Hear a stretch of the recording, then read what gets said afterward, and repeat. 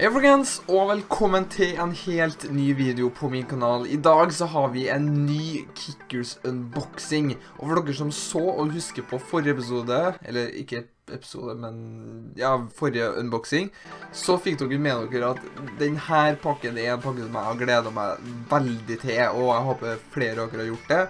De fleste av dere har kanskje fått pakkene her hvis dere abonnerer da på Kickers. Hvis dere da ikke gjør det, så har dere da muligheten til å gjøre det. Det ligger da en link nede i beskrivelsen, så dere kan trykke på der og abonnere, og da få en gratis velkomstpakke. Men ja, som dere ser ut fra titel og thumbnail, så har vi da Kickers Football Cards 2018 Edition. Fotballkortene er en stor favoritt hos de aller fleste, inkludert meg selv. Så dette er definitivt en pakke som både jeg og sikkert mange av dere gleder dere til. Så da tror jeg egentlig vi bare setter i gang og tar og åpner i pakken her. Det gikk jo alltid like smooth. Ikke like smooth som sist gang for så vidt. Men ok, hvor skal vi starte? Jeg tror vi starter med den her.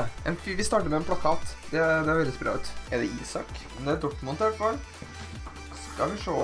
Yes, Alexander Isak. Stor fin plakat for dere som eventuelt er Dortmund-fans, eller eventuelt av en eller annen grunn er svensk. Da har vi en motsatt side, og der har vi faktisk en norsk en, og det er jo selvfølgelig Martin Ødegaard. 2 fremtidige storspillere i Sverige og i Norge. Ok, så jeg ser allerede nå at de meste av tingene som er nede her omhandler da fotballkort. Vi starter i hvert fall med, eller vi går videre med den her. Her ser det ut som at vi har en oppslagsbok, ja, står det. Oppslagsbok, det var litt vanskelig å lese, skal vi se her.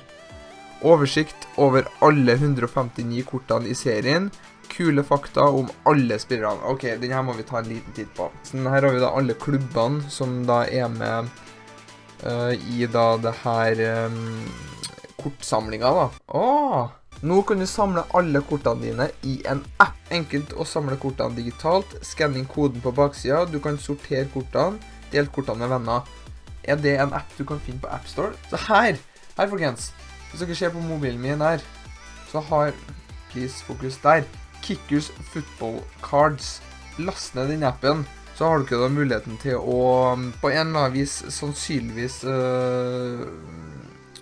få organisert sånn at du vet hvordan kort du har da.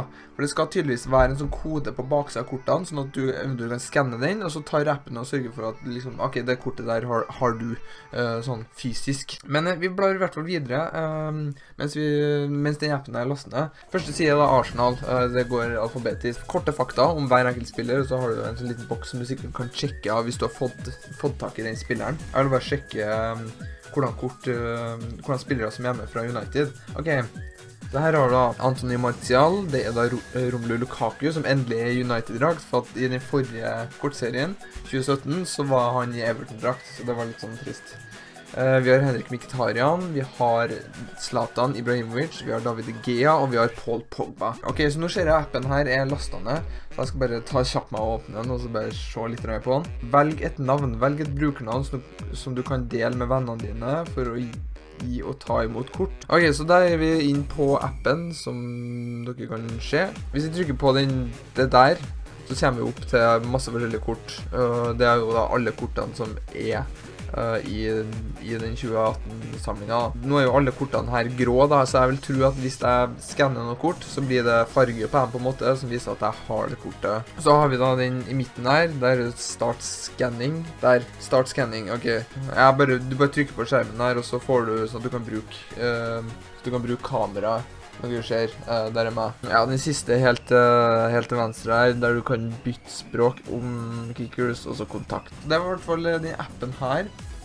Den vil jeg anbefale dere å laste ned. Hvis dere abonnerer på Kickers, så kan dere bare skanne kortene deres. Så på hvert enkelt kort så har du også stats, som du har på, det er vel akkurat det du har på Ultimate Team-kortene. Du har liksom pace, shooting, passing, dribbling, forsvar og physical. Så har de blant hvem som har mest på de forskjellige statsene da. For eksempel pace, der er Aubameyang. Shooting, der er Cristiano Ronaldo. Passing, så er det da Mesut Özil. Dribbling, så er det da Lionel Messi. Defending, Altså forsvar, så er det da Giorgio Chiellini, og så er det Physical, der er det Romelu Lukaku som har mest. Og neste ting vi skal se på er den her. Det er nemlig en sånn samlebok der du kan sette kortene dine inn i en sånn perm. Og så kan du selvfølgelig registrere hvordan kort du har fått tak i her da, med å huke av på spillerne. Den her er jo kjekk å ha, så du får organisert kortene dine på en ordentlig måte. Men for å få fylt opp den her, så må vi jo selvfølgelig ha noen kort. Og i den anledning så har vi fått en ekstra pakke. Altså vi bruker jo normalt å få 3 kort i hver pakke, men denne her, siden det er Kikus Starter Pack, det er Football Edition pakken, fotballkort edition-pakken, så får vi da en ekstra en. Så har vi alle 4 pakkene her, klistret til en sånn. Det var veldig sterkt liv. Hjelp. 2, 3, 4. Håper at vi kan få noen legender, noen diamond-kort. Aller første kort vi trekker ut fra 2018 edition er i hvert fall. Ja, det var antiklimaks, Mario Götze, men det var baksida.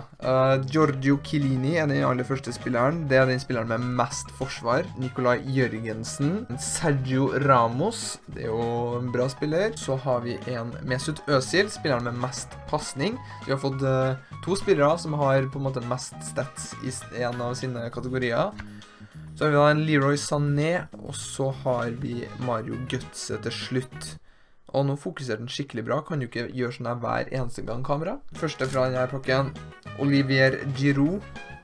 Der får vi faktisk et diamond-kort. Eden Hazard, Ada Hegerberg, vår første nordmann, eller nordkvinne. Vi får også en Christian Eriksen. Vi får Luka Modric. Jeg vet ikke hvorfor ikke han diamond-kort, egentlig. Samir Handanovic er neste spiller, og det er det. For her er vi tilbake til Olivier Giroud. Pakke nummer 3, og spilleren vi trekker ut, vår aller første legende, det er Gert Müller. Vi går i hvert fall videre, og vi får en Jesus Navas, Leonardo Bonucci fra AC Milan, Bernd Leno, Jordan Henderson, og da til slutt Hedvig Lindahl, en kvinnelig svensk keeper. Da har vi den aller siste pakken her. Vi åpner den, og vi får Ronaldo Lima ifra den. 2 legender i den første pakken vår, altså ikke i første sånn kortpakke, men i første sånn, ja, dere skjønner greia. Etter Ronaldo Lima så har vi da en Dries Mertens, europasmessig, og så har vi da en Henrik Mkhitaryan fra United, det tar vi gledelig mot. Vi får en Stefan El Shaarawy, og så får vi en Christian Pulisic og en Alexandro. Vi får Ronaldo Lima, Gert Müller, Eden Hazard. Men vi må faktisk prøve å ta og skanne et av dere kortene. Jeg vet ikke helt hvordan jeg skal få gjort dette her nå. Dette blir en stor utfordring. Nå skal jeg prøve å holde opp ned så dere ser her, og så samtidig som at jeg slutt. Ja, ok, dere skjønner greia. Ok, så der fikk jeg gjort det til slutt, og da får vi selvfølgelig opp Ronaldo Lima her. Og da ser vi at Ronaldo-kortet er ikke sånn svart-hvitt lenger. Der ser vi det. Så det var første kort som jeg skannet, og det er da en legende. Og helt til slutt så har vi da Kickers-bladet som vi har her. Det er selvfølgelig en fotballkort spesial som vi ser her.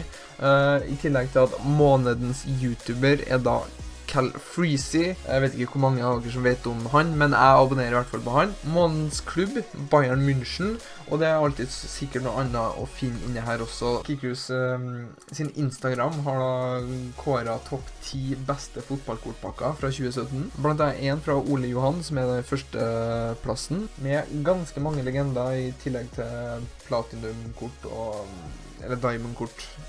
Insane. Som dere så i starten når jeg tok opp Kikus-bladet, så var månedens YouTuber Cal Freezy. Nå har jeg bladd meg litt videre i bladet her, og jeg tror det har gjort en feil. Altså, det der er ikke Cal Freezy, det er Road to Show. Da er tydeligvis månedens YouTuber egentlig Road to Show, da. Det er han det står om i bladet. Litt forskjellige ting. Så det er ingen norsk FIFA-YouTuber eller i det bladet her denne gangen. Litt større skala denne gangen, kan vi trygt si. Så da tror jeg egentlig vi bare blar oss helt til slutt i Kikus-bladet for å finne ut hva som er neste måneds pakketema. Og som vi kan se, så er neste måneds pakketema gaming-pakken. Den er jo da relatert til gjerne FIFA. Men det her var slutten på denne Kickers-unboxingen. Jeg likte den. Var en veldig kul pakke med fotballkort. Vi har fått en perm, vi har lastet en app, vi har gjort veldig mye ting. Min favoritt til nå, det vil jeg påstå. Hvis dere likte videoen her, ta gjerne og sleng en like og abonner for å få med flere videoer fra meg. Så snakkes vi igjen senere. Ha en fin videre. Ha det bra.